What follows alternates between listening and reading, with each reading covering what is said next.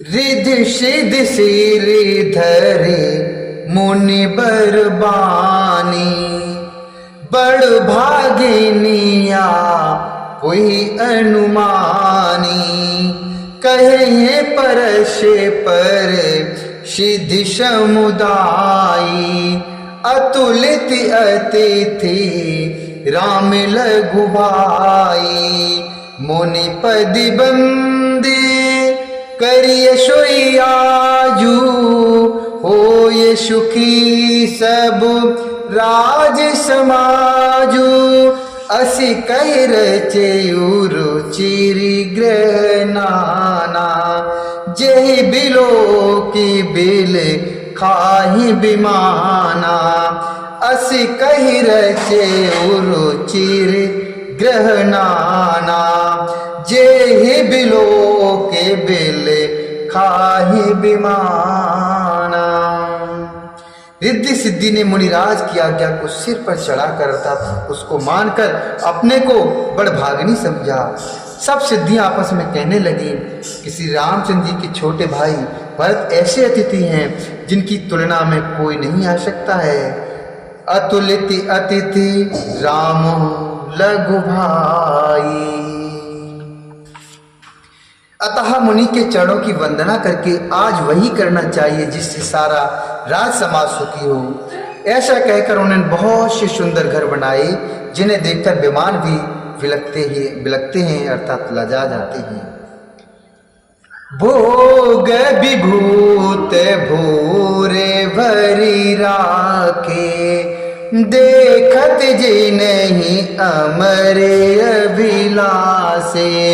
दासी दास साधु सबलीने, जोगवत रहे मन ही मनुदीने।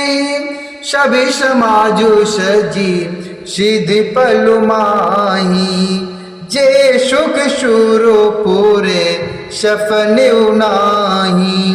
प्रथम बास दिए सबके ही, सुंदर सुखद जथा रुचि जेहि। प्रथम बास दिए सबके ही, सुंदर सुखद जथा रुचि जेहि।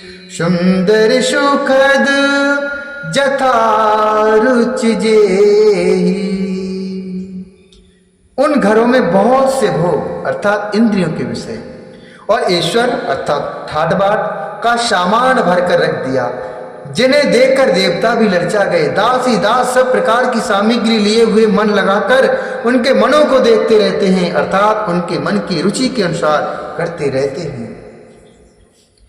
जो सुख के समान स्वर्ग में भी स्वप्न में भी नहीं है, ऐसे सब सामान सिद्धियों ने पल भर में सज दिए। जो सुख के सामान स्वर्ग में भी सपने में भी नहीं है, ऐसे सब सामान सिद्धियों ने पल भर में सज दिए। पहले तो उन्होंने सब किसी को जिसकी जैसी रुचि थी प्रथम बाश दिए सबके ही, सुंदर सुखद जथा रुचि होई।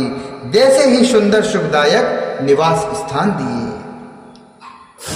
बहुरिश परिजन भरत कहूँ, ऋषि असि आय सुदीन। विधि विषमय दायक विभव, मुनि बर तप बल कीन। और फिर कुटुंब सहित भरत जी को दिए, क्योंकि ऋषि भरद्वाज जी ने ऐसी ही आज्ञा दी थी। भरत जी चाहते थे कि उनके सब संगियों को आराम मिले, इसलिए उनके मन की बात जानकर मुनि ने पहले ही उन लोगों को स्थान देकर पीछे सपरिवार भरत जी को स्थान देने के लिए आज्ञा दी थी। मुनि श्रेष्ठ ने तपोबल से ब्रह्मा को भी चकित कर देने वाला वैभव रच दिया। मुनि प्रभाव जब भरती बिलोका, सब लघु लगे लोकपति लोका। सुख समाजो नहीं जाई बखानी, हेतु बीरते बिसारई ज्ञानी। आसन शयन सुबसन बिताना बन बाटिक बिहगु मृग नाना। शुर विपुल फल अमीय समाना शुर विपुल फल अमीय समाना। विमल जलाशय विविध विधाना विमल जलाशय विविध विधाना। जब भरत जी ने मुनि के प्रभाव को देखा तो उसके सामने उन्हें इंद्र, वरुण, यम, कुबेर आदि सभी लोकपालों के लोग तुच्छ जान पड़े। सुख की सामग्री का वर्णन नहीं हो सकता, जिसे देखकर ज्ञानी लोग भी वैराग्य भूल जाते हैं। आसन, सेज, सुंदर वस्त्र, चंदोवे, वन, बगीचे, भांति भांति के पक्षी और पशु, सुगंधित फूल और अमृत के समान स्वादिष्ट फल, अनेकों प्रकार के अर्थात तालाब, कुएं, बावली आदि निर्मल जलाशय, अशन पान सुचि अमीय अमी से, देख लोग सकुचा तो जमी से। सुर सुर भी सुर तरु तब सुर भी सुर तरु शब ही के, लख अभिलाषु सुरेश सची के, लख अभिलाषु सुरेश सची के। तथा अमृत के भी अमृत शरीर के पवित्र खान पान के पदार्थ थे, अर्थात अमृत के भी अमृत शरीर के पवित्र खान पान के पदार्थ थे, जिन्हें देखकर सब लोग संयमी पुरुषों अर्थात व्रत मुनियों की भांति सपचा रहे हैं। सभी के डेरों में मनोवांछित वस्तु देने वाले कामधेनु और कटवृक्ष हैं, जिन्हें देखकर इंद्र और इंद्राणी को भी अभिलाषा होती है, उनका भी मन रचा जाता है। ऋतु बसंतो बह त्रिविध बयारी, सब कह सुलभ दारथ चारी। ऋतु बसंतो बह त्रिविध बयारी, सब कह सुलभ दारथ चारी। इस्तक चंदनु बनितादिक भोगा, इस्तक चंदनु बनितादिक भोगा। देख हरस बेस मैं बसिलोगा, देख हरस विषमय बसलोगा। बसंत ऋतु है, शीतल मंद सुगंध तीन प्रकार की हवा बह रही है। शीतल मंद सुगंध तीन प्रकार की हवा बह रही है।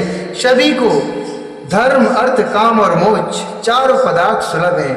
माला, चंदन, स्त्री आदि के भोगों को देखकर सब लोग हर्ष और विषाद के वश हो रहे हैं।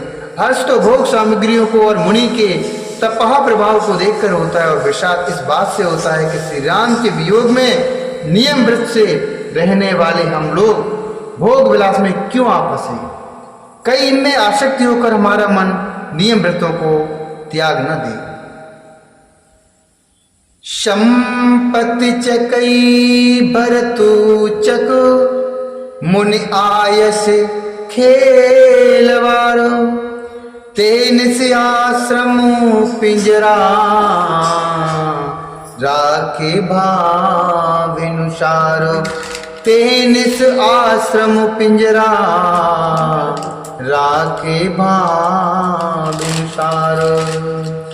संपत्ति अर्थात भोग विलास की सामग्री चकवी है, और भरत जी चकवा है, और मुनि की आज्ञा खेल है, जिसने उस रात को आश्रम रूपी पिंजड़े में दोनों को बंद कर रखा, और ऐसे ही सवेरा हो गया, और ऐसे ही सवेरा हो गया जैसे किसी बहेलिए के द्वारा एक पिंजड़े में रखे जाने पर भी चकवे का रात का संयोग नहीं होता।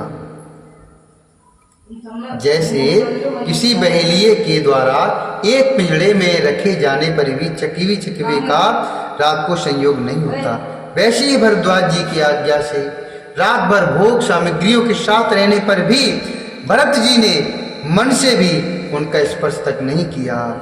बोलिए भरत जी लाल की जय।